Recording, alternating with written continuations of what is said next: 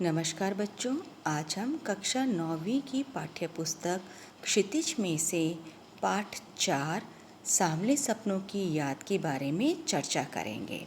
इसको लिखने वाले लेखक का नाम है ज़ाबिर हुसैन। चलिए सबसे पहले लेखक परिचय देखते हैं। ज़ाबिर हुसैन का जन्म सन 1945 में गांव नौनही राजगीर, जिला नालंदा, बिहार में हुआ।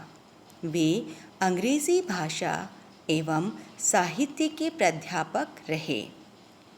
सक्रिय राजनीति में भाग लेते हुए 1977 में मुंगेर से बिहार विधानसभा के सदस्य निर्वाचित हुए और मंत्री बने। सन 1995 से बिहार विधान परिषद के सभापति हैं। ज़ाबिर हुसैन हिंदी, उर्दू तथा अंग्रेज़ी तीनों भाषाओं में समान अधिकार के साथ लेखन करते रहे हैं। उनकी हिंदी रचनाओं में जो आगे है, डोला बीबी का मज़ार, अतीत का चेहरा, लोंगा, एक नदी रेत भरी प्रमुख है। अपने लंबे राजनीतिक सामाजिक जीवन के अनुभवों में उपस्थित आम आदमी के संघर्षों को उन्होंने अपने साहित्य में प्रकट किया है। संघर्षरत आम आदमी और विशिष्ट व्यक्तित्वों पर लिखी गई उनकी डायरी चर्चित प्रशंसित हुई है।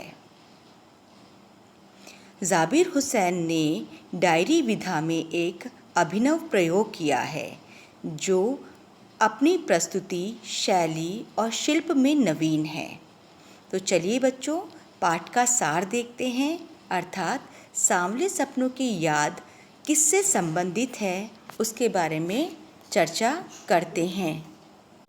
प्रस्तुत पाठ जून 1987 में प्रसिद्ध पक्षी वैज्ञानिक सालिम अली की मृत्यु के तुरंत बाद डायरी शैली में लिखा गया संस्मरण है।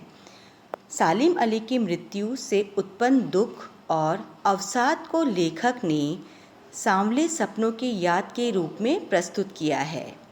सालिम अली का स्मरण करते हुए लेखक ने उनका व्यक्ति चित्र प्रस्तुत किया है। यहाँ भाषा की रवानगी और अभिव्यक्ति की शैली दिल को छूती है। तो चलिए बच्चों, हम अपना पाठ प्रारंभ करते हैं। पाठ का नाम है सांवले सपनों की याद।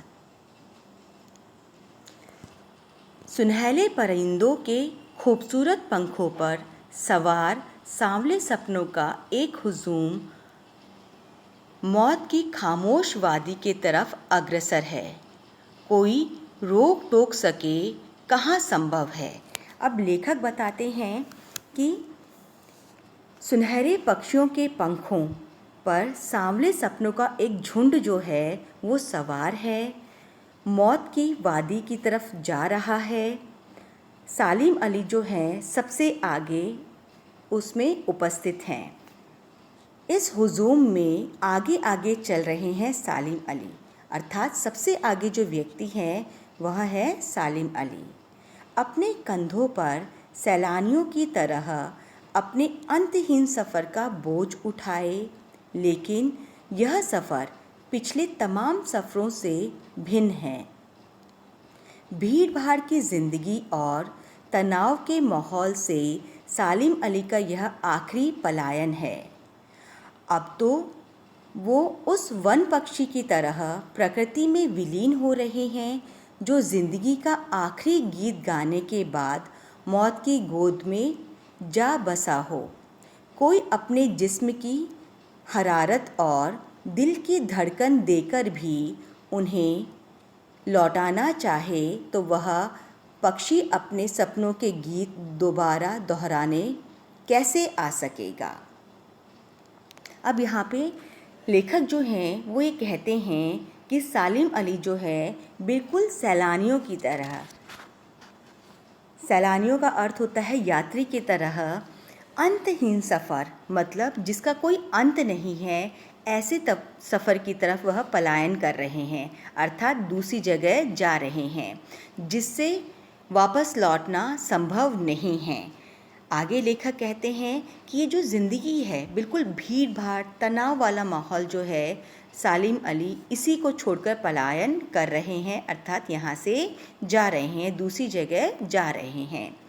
आगे लेखक कहते हैं बिल्कुल उसी वन पक्षी की तरह वह प्रकृति में विलीन हो रहे हैं, मतलब डूबे जा रहे हैं। जिस प्रकार से कोई प्रकृति पक्षी जो है, वन पक्षी जो है, प्रकृति में दूर उड़ता हुआ कहीं अदृश्य हो जाता है, बिल्कुल उसी की भांति जो सालिम अली है वह अदृश्य होते जा रहे हैं। आगे लेखक बताते हैं जो ज़िंदगी का आखिरी गीत गाने के बाद मौत की गोद में जा बसा हो। लेखक कहते हैं कि ऐसा लगता है कि उनके ज़िंदगी का आखिरी गीत यह है जिसे गाने के बाद में वह प्रकृति की गोद में सो रहे हैं। कोई भी व्यक्ति या कोई भी अगर अपने जिस्म की हरारत अर्थात गर्मी दे या फिर अपनी धड़कन उन्हें देना चाहे और उन्हें पुनः जीवित करना चाहे तो यह संभव नहीं है। आगे देखते हैं। मुझे नहीं लगता कोई इस सोए हुए पक्षी को जगाना चाहेगा। वर्षों पूर्व खुद सालिम अली ने कहा था कि लोग पक्षियों को आदमी की नज़र से देखना चाहते हैं। यह उनकी भूल है। ठीक उसी तरह जैसे जंगलों और पहाड़ों, झरनों और आबशारों को वो प्रकृति की नज़र से नहीं, आदमी की नज़र से देखने को उत्सुक रहते हैं। भला कोई आदमी अपने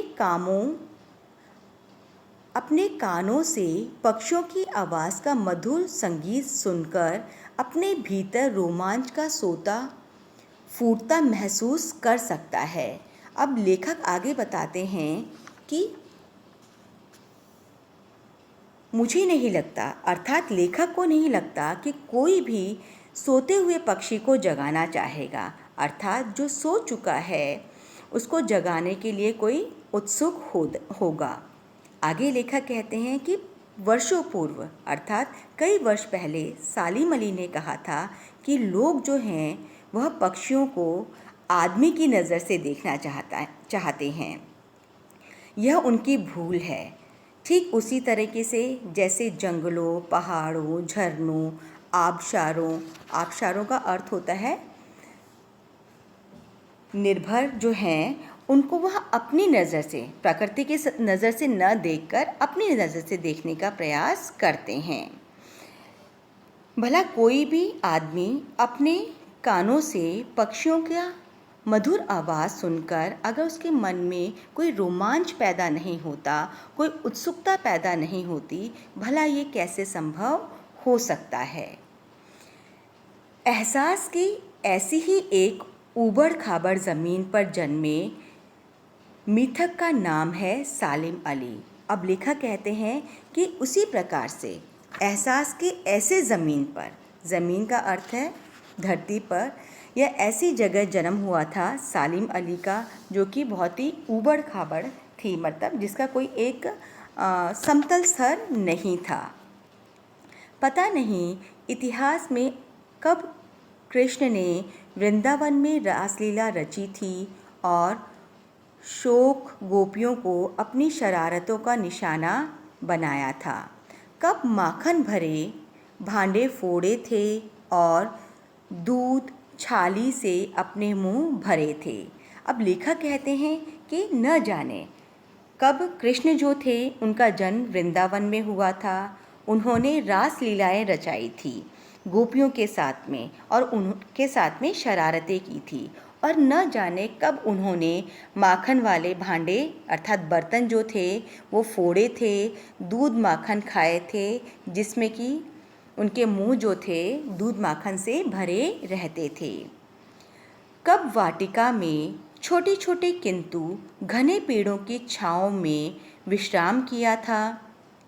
कब दिल की धड़कनों को एकदम से तेज करने वाले अंदाज में बंसी बजाई थी, और पता नहीं कब वृंदावन की पूरी दुनिया संगीतमय हो गई थी।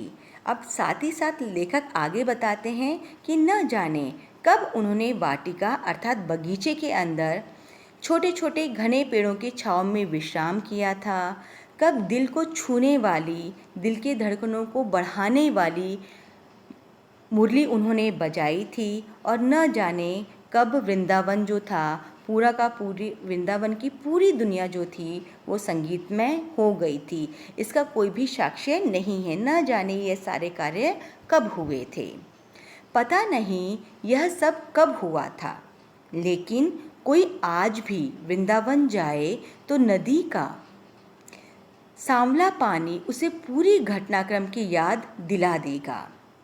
अब लेखक कहते हैं कि ये घटनाएं जो थी न जाने वृंदावन के अंदर कब घटी थी, किंतु आज भी अगर कोई वहाँ पर जाता है वृंदावन में और नदी के पानी को, सांवले पानी को जब वो देखता है तो उसे पूरा घटनाक्रम जो है, जो घटनाएं यहाँ पे घटी थी वह याद आ जाती हैं। हर सुबह सूरज निकलने से पहले जब पतली गलियों से उत्साह भरी भीड़ नदी की ओर बढ़ती है तो लगता है जैसे उस भीड़ को चीरकर अचानक कोई सामने आएगा और बंसी की आवाज़ पर सब किसी के कदम थम जाएंगे। हर शाम सूरज ढलने से पहले जब वाटिका का माली सैलानियों को हिदायत देगा तो लगता है जैसे बस कुछ ही क्षणों में वे कहीं से आ जाएंगे और संगीत का जादू वाटिका के भरे पूरे माहौल पर छा जाएगा।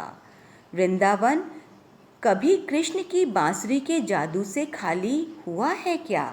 अब लेखक बताते हैं इसी प्रकार से जब सूरज निकलता है उसी के साथ में पतली पतली गलियों से जो उत्साह भीड़ के रूप में नदी की ओर बढ़ता है तो लगता है जैसे इस भीड़ को चीरते हुए कोई एक आएगा और बिल्कुल वैसे ही बंसी बजाएगा जैसे कि कृष्ण बजाया करते थे, या कृष्ण ही इस भीड़ को चीरते हुए आएगा और बंसी बजाना प्रारंभ करेगा, जिसकी आवाज़ सुनकर सब स्थिर रह जाएंगे, थम जाएंगे। उसी प्रकार से जब शाम ढलने वाली होगी, सूरज ढलने वाला होगा, उस समय बगीचे के अंदर जब माली सैलानियों को अर्थात यात्रियों को बाहर निकाल रहा होगा, उसी समय न जाने कहाँ से वही संगीत का जादू उस बगीचे के अंदर पूरे माहौल को संगीतमय बना देगा। अब लेखक कहते हैं कि वृंदावन कभी कृष्ण की बांसुरी के जादू से खाली हुआ है क्या? यह प्रश्न हमसे वह पूछ रहे हैं कि वृंदावन कभी भी कृष्ण की बांसुरी से खाली नहीं हो सकता। आज भी जब हम वहाँ जाते हैं तो वह संगीत का धुन, वह संगीतमय माहौल आज भी हमें वहीं दिखाई देता है। मिथकों की दुनिया में इस सवाल का जवाब तलाश करने से पहले एक नज़र कमज़ोर काया वाले उस व्यक्ति पर डाली जाए जिसे हम सालिम अली के नाम से जानते हैं। उम्र को शती तक पहुंचने में थोड़े ही दिन तो बचे थे। संभवतः लंबी यात्रा की थकान ने उनके शरीर को कमज़ोर कर दिया हो और कैंसर जैसी जानलेवा बीमारी उनकी मौत का कारण बनी हो, लेकिन अंतिम समय तक मौत उनकी आँखों से वह रोशनी छीनने में सफल नहीं हुई जो पक्षियों की तलाश और उनकी हिफाजत के प्रति समर्पित थी। सालिम अली की आँखों पर चढ़ी दूरबीन उनकी मौत के बाद ही उतरी थी। अब लेखक बताते हैं कि ये जो मिथक हैं, मिथक का अर्थ होता है प्राचीन पुरा कथाएं जो हैं, जो कि वर्तमान स्थिति के अंदर हमें नए अर्थों में देखने को मिलती हैं। यह जो है इसके इस दुनिया में जाकर अगर हम लोग सवाल जवाब करें उससे पहले हम उस पतले कमज़ोर काया वाले व्यक्ति के बारे में चर्चा करते हैं, अर्थात सालिम अली के बारे में हम लोग चर्चा करते हैं। लेखक कहते हैं कि जो सालिम अली हैं वो बिल्कुल ही कमज़ोर काया, अर्थात उनका शारीरिक जो व्यक्तित्व था बिल्कुल कमज़ोर था, या ये कह सकते हैं कि काफ़ी लंबी उम्र गुजार लेने के बाद में उनका जो शारीरिक काया थी वो धीरे धीरे कमज़ोर हो गई थी। साथ ही साथ एक जानलेवा बीमारी जो थी कैंसर, उससे वह पीड़ित हो गए थे। उम्र भी काफ़ी हो चुकी थी और यह जानलेवा बीमारी का रोग उन्हें लग गया था। इसके बावजूद भी आखिरी समय तक, अर्थात जब तक उनको मृत्यु नहीं आई, वह मौत के आगोश में नहीं सोए, तब तक उनके मन में जो जिज्ञासा थी पक्षियों को तलाशने की, उनकी हिफाजत करने की, तो ऐसी रोशनी, उनके आँखों की रोशनी छीनने में ये कैंसर जैसी बीमारी भी असफल रही। अर्थात जब तक वह जीवित थे तब तक उन्होंने पक्षियों की तलाश और उनकी हिफाजत का अर्थ होता है उनकी सुरक्षा जो थी उसके प्रति कार्य किया था, और उसी के कारण सालिम अली के आँखों पर हमेशा दूरबीन जो थी वह चढ़ी ही रहती थी। तो जब तक उन्हें मौत नहीं आई, उनकी मृत्यु नहीं हुई, तब तक उनके गले के अंदर दूरबीन लटकी हुई रहती थी। उन जैसा बर्ड वॉचर शायद ही कोई हुआ हो, लेकिन एकांत क्षणों में सालिम अली बिना दूरबीन भी देखे गए हैं। दूर क्षितिज पर फैली ज़मीन और झुके आसमान को छूने वाली उनकी नज़रों में कुछ वैसा ही जादू था जो प्रकृति को अपने घेरे में बांध लेता था। सालिम अली उन लोगों में से थे जो प्रकृति के अभाव में आने की बजाय प्रकृति को अपने प्रभाव में लाने के कायल होते हैं।